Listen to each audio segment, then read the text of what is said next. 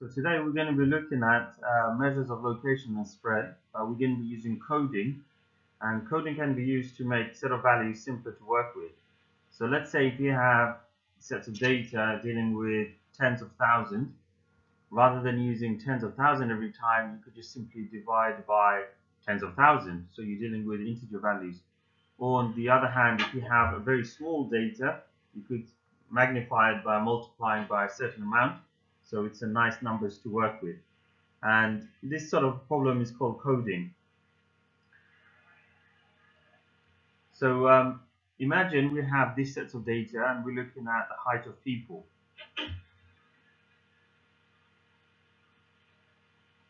And the mean is 158.625. And the range is 27.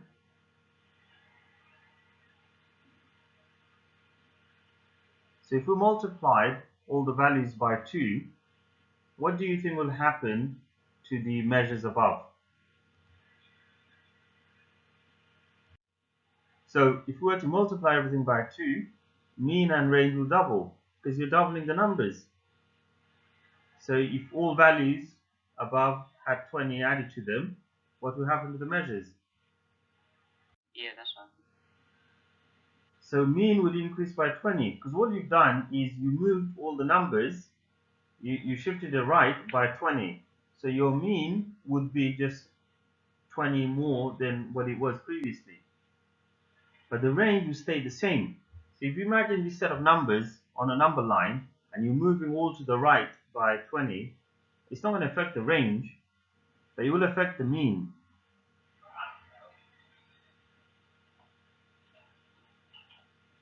So anytime if you're adding or subtracting an amount, this will not affect the range, but it will only affect the mean, because the range is just a measure of spread.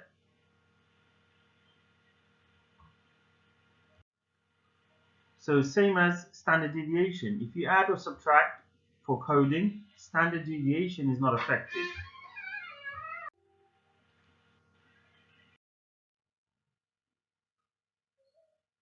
So we look at the values again. So 3.2, 5.5, 0.6, 1.7, and 4.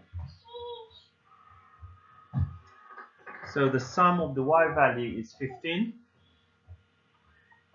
And now if we do the y squared, square each of the y values, sigma y squared will be 59.74. So y bar, so this is the mean for the y values, will give us 3. So this is the average for the y values. Now the standard deviation, if we plug into the formula, or you could just simply put it in your calculator, it gives us 1.72.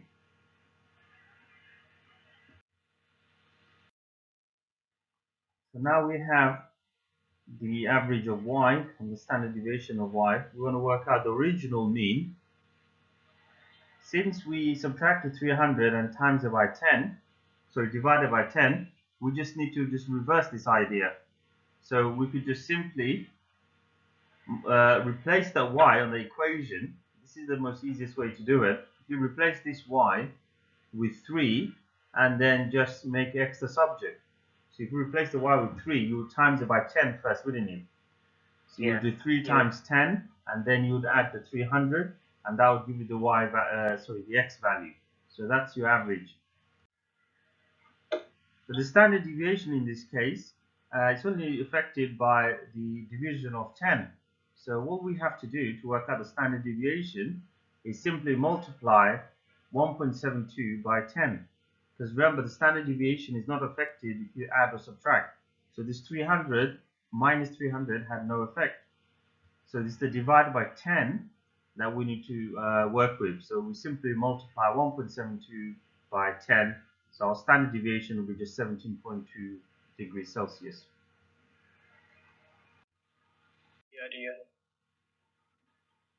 Okay, so if we look at this set of data, so here the coding is h equal to g minus 5 over 10. and we are given the SHH value, which is 43.58.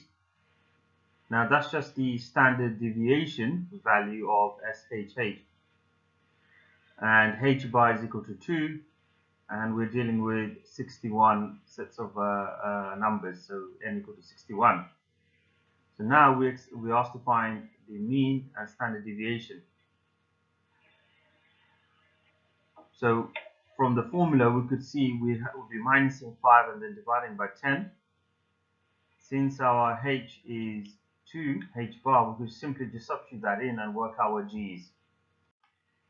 So we make g the subject of the formula, we get g bar equal to 25. So that's the original average.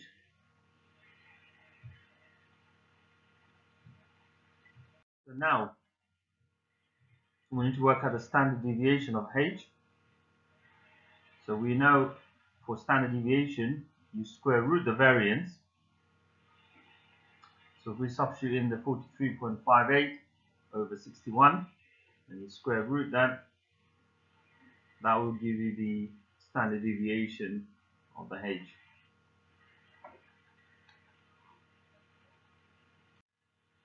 So sorry, the SHH here wasn't the standard deviation. SHH over n is actually the variance. So that's what the 43.58 is.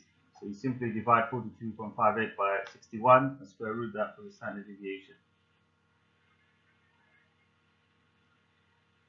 So now, to work out the standard deviation of sigma g, we just multiply by 10, bearing in mind that minus 5 has no effect on the standard deviation. So the standard deviation for sigma g would be just 8.45. So here's a table for you guys to practice. So you have both the old x bar and the old standard deviation of x, and the coding is given in the middle. What I'll allow you to do is find the new one, and when you have the new one, I'll allow you to use the coding to work out the old one. So why don't you pause this video and have a go at this, copy and complete the table. Okay, so if we look at the answer for the first one, give you just 16. Standard deviation of y would be 4, and here's the rest of it.